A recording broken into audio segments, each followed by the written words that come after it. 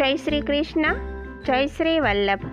આજના રાધે કૃષ્ણ સત્સંગમાં એક ભગવદીય પતિ પત્નીની એક અદ્ભુત વાર્તાનો પ્રસંગ જોઈશું।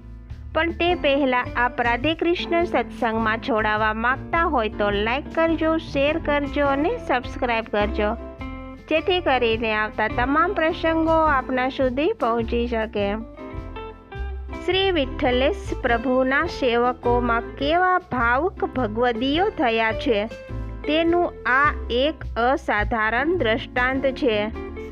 નિવેદન મંત્રની પ્રતિજ્ઞાનું અક્ષરશઃ પાલન જેમણે કરી બતાવ્યું એ ભગવદીય પતિ પત્નીની આ અદ્ભુત વાત છે। શ્રી ગુસાઈજી એકવાર ગિરિરાજથી અડેલ પધારતા હતા। વચમાં આગ્રામાં સેવક રૂપ ચંદનંદાન ત્યાં આપનો મુકામ થયો। ઉનાળાના દિવસો હતા। સાંજના સમયે ઘરના ઉપરના ઝરૂખામાં ઉચ્ચ આસન પર પોતે પ્રસન્નતામાં બિરાજ્યા છે। વૈષ્ણવો સાથે વાર્તા પ્રસંગ ચાલી રહ્યો છે। મંદ મંદ પવન વાઈ રહ્યો છે। તેની નજીકમાં જ એક ધનિક ક્ષત્રિય વેપારીનું ઘર હતું। માણેકચંદ એનું નામ। તે તો અત્યારે ધંધાર્થે બજારમાં ગયેલા હતા। તેમની પત્ની અનુરાધા તે ઘરમાં હતી। તે કંઈક કાર્યાર્થે પોતાના ઘરની અટારીમાં ચઢી। પાછળના ઘરના ઝરૂખામાં એની સહજ દ્રષ્ટિ પડી। ત્યાં તો એ શું જુએ છે? એણે તો એવું જોયું કે પૂર્ણ પુરુષોત્તમ ભગવાન શ્રી કૃષ્ણ આનંદમય સ્વરૂપે સાક્ષાત બિરાજી રહ્યા છે। દર્શન થતાં એની નવાઈનો પાર ના રહ્યો। સાનંદાશ્ચર્ય અનુભવતી અનુરાધા ત્યાં જ સ્તબ્ધ થઈ ગઈ। મન એવું લુપ્ત થઈ ગયું કે સુધ બુધ પણ ના રહી। કલાક, 2 કલાક સમય કેટલો વીત્યો એનો પણ એને ખ્યાલ નથી। બસ દર્શન કર્યા જ કરે છે। મોડા માણેકચંદ ઘરે આવ્યા। પત્નીને ન જોતા દાસીને પૂછ્યું। એણે એમને ઉપર અટારીમાં મોકલ્યા। જુએ છે તો પત્ની ભાવ વિવશ છે। સામેના ઝરૂખામાં નજર પડી। એમણે પણ શ્રી ગુસાઈજીએ એવા જ અદ્ભુત અસાધારણ આનંદમય સ્વરૂપે દર્શન આપ્યા। એ પણ ભાવ વિવશ બની ગયા। જેમ તરસ્યા ચાતક મેઘ સામે મીટ માંડી રહે તેમ બંને જણ એકી ટસે એ મેઘ શ્યામ કૃષ્ણ સ્વરૂપના દર્શન કરતા જ રહ્યા। મોડી રાત થવા આવી। શ્રી ગુસાઈજી ઝરૂખામાંથી નીચે પધારવા લાગ્યા। ત્યારે બંને સહેજ શુદ્ધિમાં આવ્યા। પત્ની પતિને અને પતિ પત્નીને પૂછે છે, તમને શું દેખાયું? કેવા દર્શન થયા? સાક્ષાત ભગવાન અહીં કોના ઘરમાં પધાર્યા છે? પડોશીનું ઘર હતું એટલે ઓળખાઈ ગયું। મન ત્યાં જવા ખેંચાઈ રહ્યું હતું, પણ પગ અટકી ગયેલા। દેહની શુદ્ધ બુદ્ધ માંડ થોડીક આવેલી। મોડી રાત્રે કોઈના ઘરે જવાય પણ કેવી રીતે? અંદરના ખંડમાં જઈને ભાવ વિવશ બનેલા બંને જણ આખી રાત સુષુપ્તિમાં પડી રહ્યા। ઊંઘ તો આવે જ સાની? ક્યારે સવાર પડે અને જઈએ એવી આતુરતા લાગી રહી હતી। પ્રભાત થયું। બંને ત્યાં ગયા। આપશ્રી જાગીને વૈષ્ણવોને ચરણ સ્પર્શ આપી રહ્યા હતા। આ બંને આપના ચરણમાં પડ્યા। માણેકચંદે ગદગદ કંઠે વિનંતી કરી, પ્રભુ કૃપા નિધાન, દર્શન આપવાની કૃપા તો હવે શરણમાં લેવાની પણ કરો। અનુરાધા તો અત્યારે પણ દિગ્મૂઢ જેવી સ્થિતિમાં છે। વાણી સ્ફૂર્તિ નથી। શ્રી વિઠ્ઠલેશ કરુણાભરી દ્રષ્ટિએ એમને સન્માન્યા અને ઓળખ્યા કે ઓહો, આ તો લીલાધામની 2 સખીઓ છે, રાગિણી અને અનુરાગિણી। અહીં જન્મ લઈને પતિ પત્ની બન્યા છે। આપ શ્રીએ મધુર વચનામૃતથી સિંચ્યા। હવે અનુરાધા કંઈક શુદ્ધિમાં આવી। આપ શ્રીએ ખવાસને આજ્ઞા કરી, આ બંને જણને સ્નાન કરાવીને અપરસમાં અહીં લાવો। નાહીને આવ્યા. એમણે શ્રી ઠાકોરજી સન્મુખ નામ નિવેદન કરાવ્યું. બંનેના હૃદયમાં અવનવા ભાવો સ્ફુરી રહ્યા હતા. ત્યાંથી જવાનું તો મન સાનું થાય. 3 દિવસ આપશ્રી ત્યાં બિરાજ્યા. બંને જણ આપની સેવામાં ત્યાં જ રહ્યા. દર્શન અને વચનામૃતના રસનું પાન કર્યા કરે છે. મન ધરાતું નથી એવી લગ્ની લાગી ગઈ છે. હવે આપશ્રીએ આગ્રાથી વિદાય થવાની ઈચ્છા દર્શાવી. ત્યારે માણેકચંદે ઘણી વિનંતી કરીને આપશ્રીને પોતાને ઘરે પધરાવ્યા. સાથે પરિકર પણ ખરો જ. તમામ સુખ સગવડ સાચવીને તન મન ધનથી આપની સેવામાં તત્પર રહ્યા. આમ 3 દિવસ થયા. ફરી આપશ્રીએ વિદાયની ઈચ્છા દર્શાવી. વિદાય આપતા તો મન માનતું નથી. આપે જોયું કે બંનેના પરિતાપનો પાર નથી. વળી એમની વિનવણીથી આપે 3 દિવસ વધુ બિરાજવાનું સ્વીકાર્યું. શરણે આવતા જ બંનેના મનમાં સર્વ સમર્પણની એવી ભાવના પ્રગટેલી કે અમારું જે કંઈ છે તે આપશ્રીનું છે, જે આપનું છે તે આપને ભેટ કરી દેવું જોઈએ. આ દિવસો દરમિયાન માણેકચંદે પોતાની મિલકત એકઠી કરવા માંડી. ઘરનો જે સામાન વેચી શકાય તેવો હતો તે વેચીને રોકડ રકમ કરી લીધી. બધા મળીને ₹74,000 થયા. તેની હુંડી કરાવી. આપશ્રીના કારભારી ચાંપાભાઈ સાથે હતા. તેમને એ હુંડી સોંપી દીધી. બાકીનો સામાન પણ એકઠો કરવા માંડ્યો. હજુ વધુ બિરાજવા વિનંતી કરી, પણ આપની ઈચ્છા તો અડેલ પધારવાની હતી. વિદાયનો દિવસ નક્કી થઈ ગયો. કેટલાક ઊંટ ભાડે મગાવ્યા. ઘરનો સામાન ઊંટ પર લાદવા માંડ્યો. પધારવાનો વખત નજીક આવતો ગયો. શ્રી ગુસાઈજી જુએ છે તો બારણે ઊંટો ઉપર પુષ્કળ સામાન ગોઠવાઈ રહ્યો છે. આપશ્રી ચાંપાભાઈને પૂછે છે, આ બધું શું?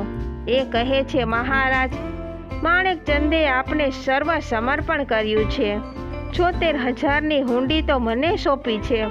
ઉપરાંત આ બધું રજે રજ રાજ રચીલું ઊંટો પર મૂકવા માંડ્યું છે.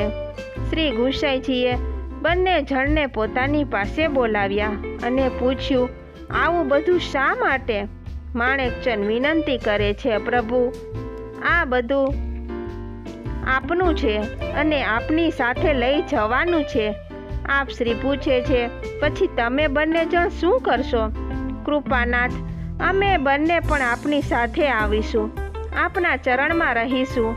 આપની સેવા ટહેલ કરીશું. એમણે નમ્રતા દર્શાવતા કહ્યું. આપશ્રી આજ્ઞા કરે છે, એમ નહીં, તમે અહીં ઘરમાં જ રહો. ઘરમાં રહીને શ્રી ઠાકોરજીની સેવા કરો. સેવામાં તમારા સર્વસ્વનો વિનિયોગ કરો. આ બધું તમારું પોતાનું નથી એવી ભાવના ભલે રાખો. માણેકચંદ વિનવે છે, કૃપાનાથ, અમે બંને જણે મનથી સુદૃઢ સંકલ્પ કર્યો છે કે આપને સર્વ સમર્પણ કરવું છે. કરેલો સંકલ્પ હવે કેમ ફેરવાય પ્રભુ? ભલે, એ તમારી વિશિષ્ટ અને ઉચ્ચ ભાવના છે. મારે એનો સ્વીકાર કરવો પડશે. પરંતુ તમે અમારી સાથે જાઓ અને રહો એ તો કેમ બની શકે? તમે ઘરમાં રહો, શ્રી ઠાકોરજીની સેવા કરો. અમે પણ અવારનવાર તમારે ત્યાં આવીશું. કશુંક નિકટ, કશુંક દૂર રહેવામાં જે પ્રેમભાવ પોસાય છે તે નિત્ય સાથે રહેવામાં નથી સચવાતો. સમજ્યા? આપશ્રીએ ખુલાસો કર્યો. હવે તો અનુરાધા વિનવે છે, ભગવત સેવામાં તો અમે કંઈ સમજતા નથી. અમારી આસક્તિ તો આપના સ્વરૂપમાં લાગી છે પ્રભુ. આપશ્રી આજ્ઞા કરે છે, તમારા પ્રેમ ભાવને આધીન થઈ હું હજુ થોડાક દિવસ અહીં વધુ રહીશ.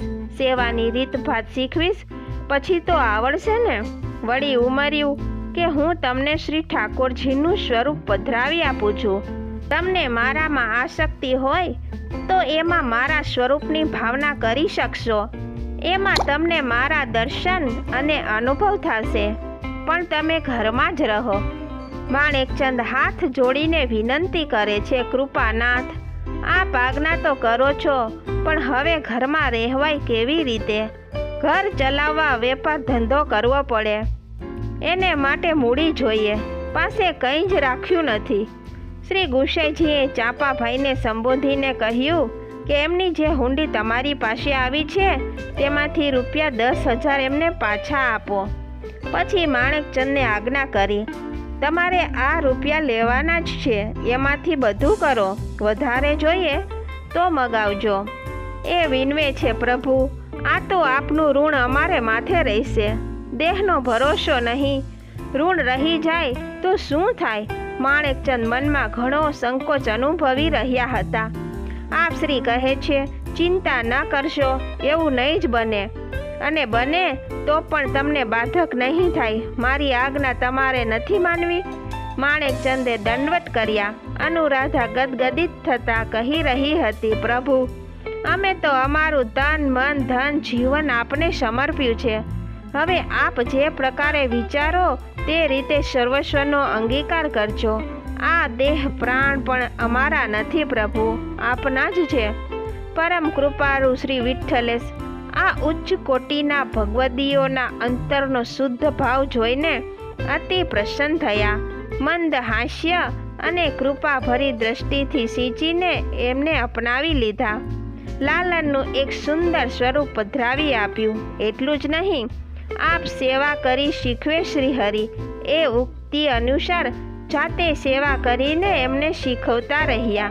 બંને જણ પાસે ઊભા રહીને સેવા શૃંગાર સામગ્રી બધું શીખવતા હતા. વળી બપોરે અને રાત્રે બીજા વૈષ્ણવોની સાથે મળીને આપના વચનામૃતનું શ્રવણ કરતા હતા. માર્ગના ગ્રંથો સિદ્ધાંતો હૃદયારૂઢ થતા હતા. આમ 1 માસ પર્યંત અપૂર્વ કૃપા કરીને આપ શ્રી ત્યાંથી વિદાય થયા. ત્યારે એમણે વિરહવશ જોઈને આશ્વાસન આપ્યું કે પ્રતિ વર્ષ આ રીતે 1 માસ તમારે ઘરે બિરાજશું, અને એ રીતે જ પોતે કરતા રહ્યા. આપ શ્રીએ વિદાય લીધી પછી માણેકચંદે પાછો વેપાર શરૂ કર્યો. સેવાના અનવસરમાં દુકાને જતા વેપારમાં સારી ફાવટ આવી. થોડા જ સમયમાં ઘણું બધું ધન મળ્યું. શ્રી ગુસાઈજીને ઘેર પધરાવીને પેલા ₹10,000 પાછા સોંપી દીધા, સાથે બીજી ભેટ પણ ખરી જ.